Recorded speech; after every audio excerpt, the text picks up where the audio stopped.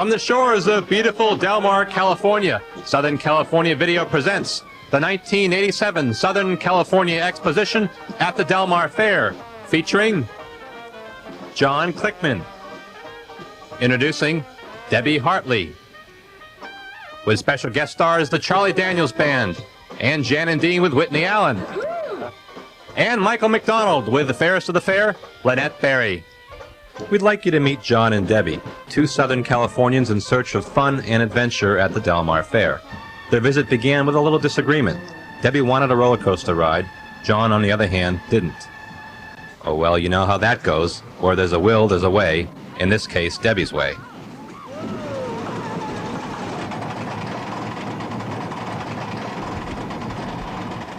John's idea of a good time at the fair did not include a ride on this roller coaster. I guess you could say Debbie was more of the thrill seeker, and it's a safe bet that this day will not end without more of these exhilarating experiences.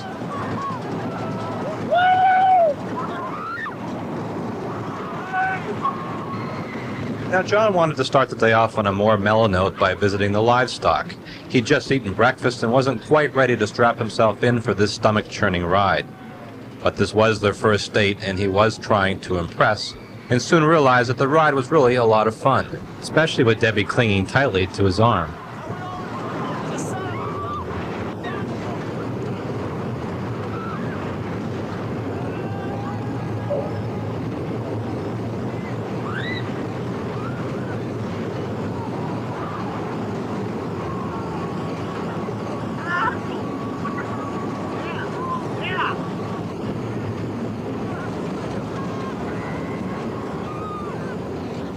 The end of the ride John thought would never end, but that wasn't so bad.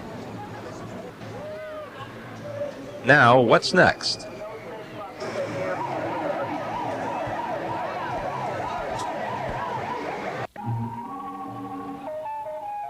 Debbie, want to say we try the mirror maze? Okay. You like mirrors? Yeah. Let's go. Right.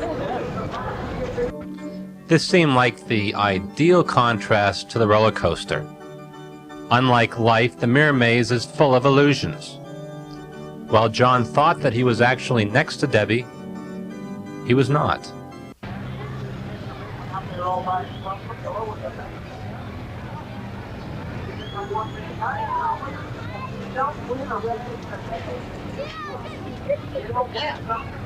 That was fun. Debbie! So I have to find somewhere else. I don't know where she is. I'll have to go look for her.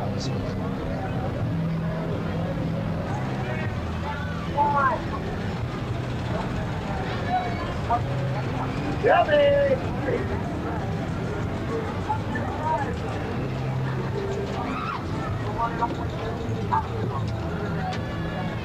Anybody see John? What's your name? Jennifer. Jennifer? John, nice meeting you. John! While John explored some of the other attractions, Debbie went on safari. Look what I found.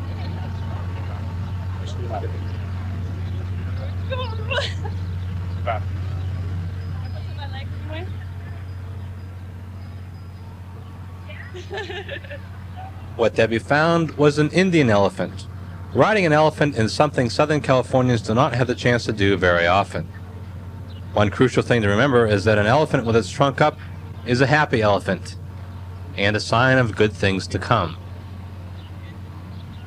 Now remember, when riding an elephant, do make sure its trunk is up in that optimistic position.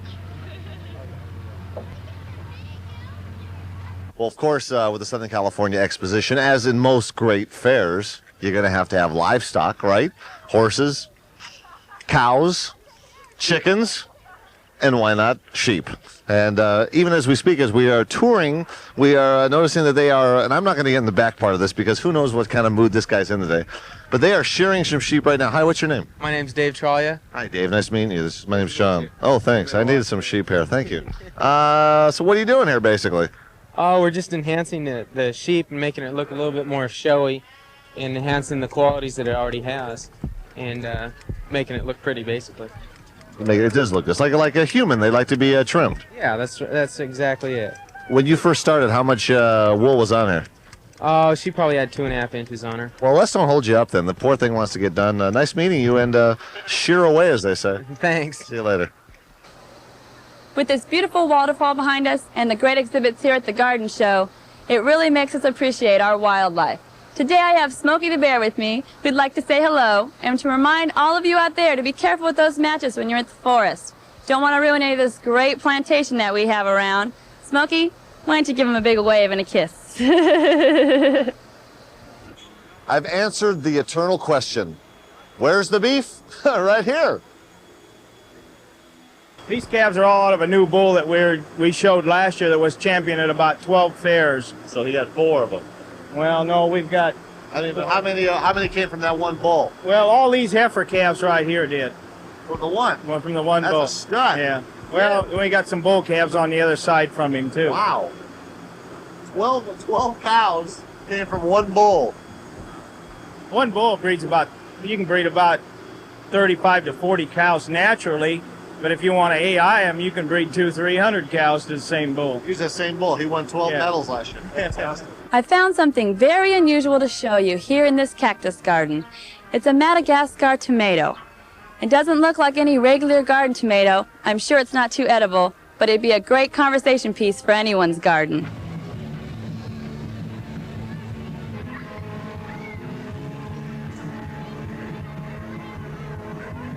Hi, Junior in San Diego, love and Del Mar Fair.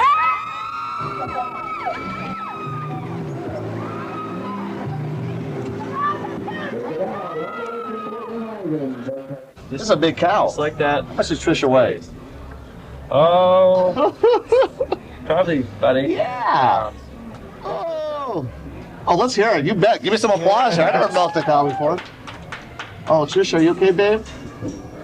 So, like, how long does it take to get like a bucket of milk? It's all up in my hand. Oh, a long time. Long time. Especially by hand. Thanks, Trisha. All right, Jim. Thanks a lot, man. The newest addition to the fair this year is the America's Cup. With me, I have Jack Keith.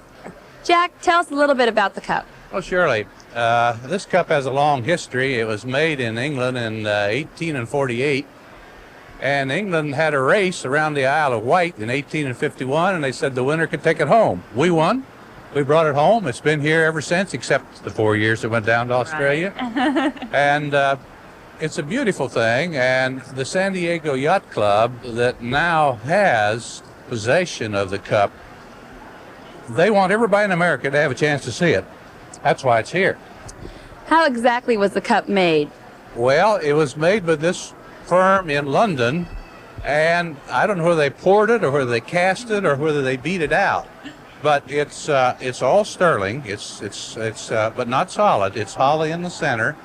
And, of course, it has, they call it the 100-pound cup when it was made because that was the value of it, which would be about, what, $500 then probably.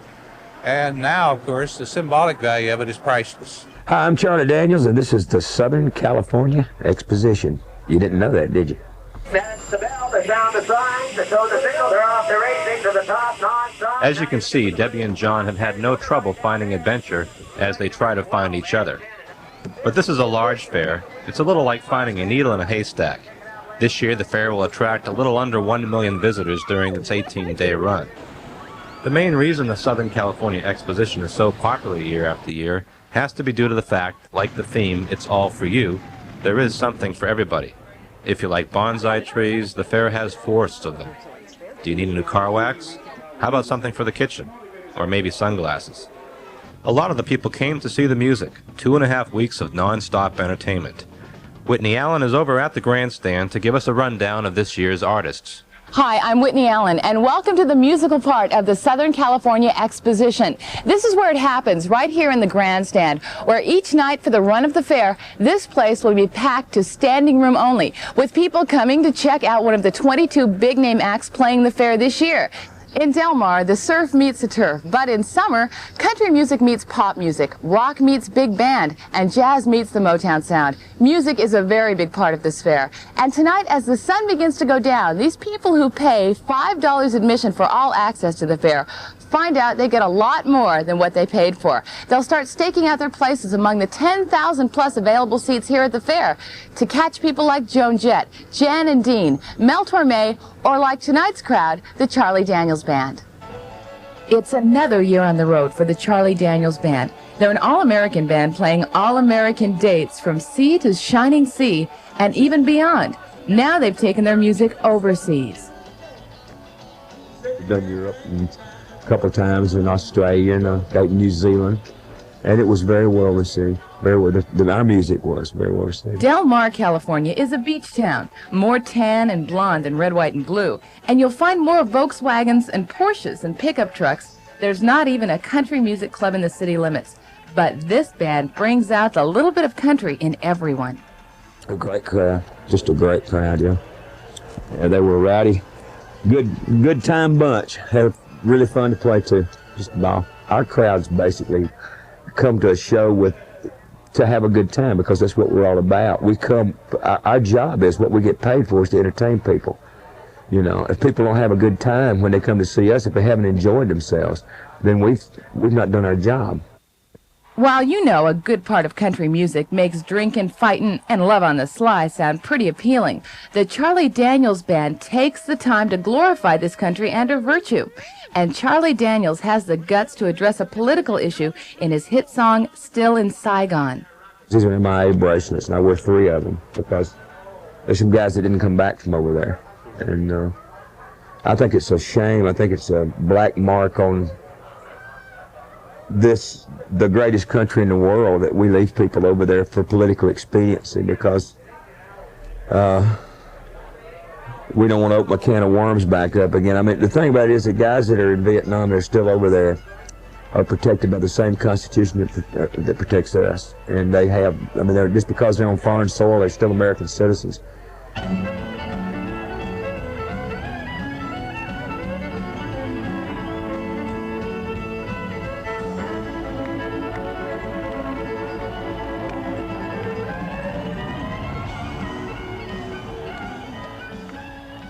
I consider myself to be a real proficient, great, good fiddle player, like somebody like Johnny Gimbel or Vassar Clemens or somebody, or a bunch of other people I could name, Kenny Baker. But I play my style of fiddle playing. I play like, usually if you hear me playing fiddle, you can tell it's me, if nothing else, because I squeak and squawk on it so much. Charlie Daniels gets the crowd into a frenzy, and while a lot of bands save all those big hits for last, this night Charlie Daniels did it a little differently, closing out with Amazing Grace. Amazing grace, how sweet the precious sound. I do Amazing Grace with a circle being broken. I feel it's a good way to end up. It's just a good way, you know. It's like makes me feel good. I'm a Christian, and I like doing Christian music. I like doing it for the crowd. I think it's good music, and it has a message in it that no other songs have. And I just feel it's a good way to send everybody home. Now let's look at two boys of summer, celebrating an endless summer of surfing, cars, and girls, although not necessarily in that order, year in and year out. They're Jan and Dean. Jan Berry originally studied art and design. Dean Torrance had planned on becoming a doctor, but somewhere along the line the music took hold, and they've been together ever since. 30 years old. 30 years? Be quiet. In that time, they've toured all over the world, released close to 20 albums, had at least 14 top 40 hits, and survived the ups and downs, both professionally and personally, including Jan's near-fatal car crash at the height of their career in the mid-60s. Jan's accident did leave some partial paralysis, but through years of discipline, it's hardly noticeable once Jan and Dean take the stage. Recently, they took their act to China, enjoying success in a country that, well, barely even surfs. China was absolutely fascinating. We had a wonderful time. We hope to go back. Chinese people are absolutely just fascinated with Americans, for the most part. I mean, I'm sure that there's a few that. They have a lot of bicycles there, though. It was scary when I got going across the street. As a matter of fact, we played in Shanghai a 20,000 seater, and we played 6 nights in a row, and it was filled 6 nights in a row. But we would get there every night, and there wouldn't be a car in the parking lot. We go, oh my God, nobody showed up tonight. And we remembered they don't have any cars. Right.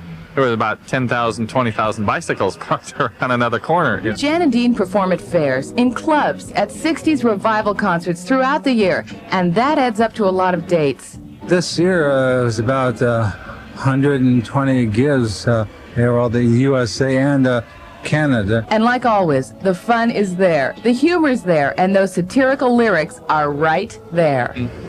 Our satirical stuff was a little more subtle. I mean, matter of fact, we had many friends that said, they didn't even know whether or not we were kidding or not, I mean, some of our real good friends knew our sense of humor, but just mutual friends or friends of friends, they would finally get up enough nerve to go, now, were you serious about doing that? What do you think? I remember we did a television show coming right out of a pool. We were still wet, came in, and the guy says, matter of fact, it was a great line, and we've used it since. He said, it's easy to see you haven't let success go to your wardrobe. Yeah. And the same can be said for you today. Yeah. Some things never change, Whitney. Jan and Dean hope to get an album in the stores during 1988, but until then, watch for them across the USA, Canada, even China. Chances are good they'll bring summer to your town, too. Stay tuned. Later in the show, Lynette Barry, the fairest of the fair, will be talking with Michael McDonald, who had big success with the Doobie Brothers and now is enjoying it all on his own. But right now, let's see whatever happened to John and Debbie. What's your name? Jim C. Jim C. I'm just floating around, taking the exposition in. I'm looking for my partner. She's lost.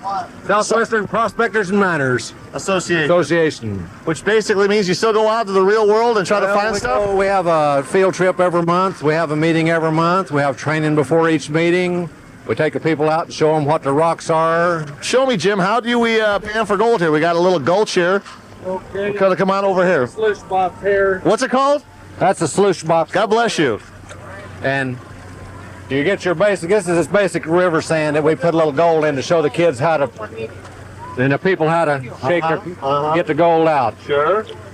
So basically, gold is what you're doing, basically. Gold is separated by a specific gravity, which is 19.3 times heavier than water. I didn't know that.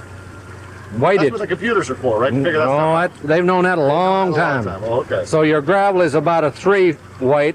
So the water pressure will take your gravel off and leave the heavier stuff underneath. Okay, you get your lighter stuff off. You start seeing your black sand come to the surface. That's the bottom of the river. Well, in here you start finding gemstones. Ooh, look at that. Is that something right there? No, that's this piece of rock there. I'm getting too excited. I thought we had something. Okay, you see the little small gold pieces up here?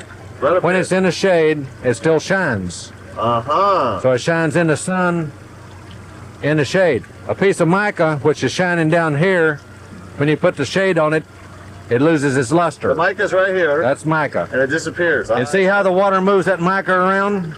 The gold won't move because it's heavier than water. See the gold there? It sits right still. It sits right still. And you still got magnetic sand there. So at this stage right here, I dump this in a can, I take it home and set in my nice easy chair with my tub of water out. So count the profits up.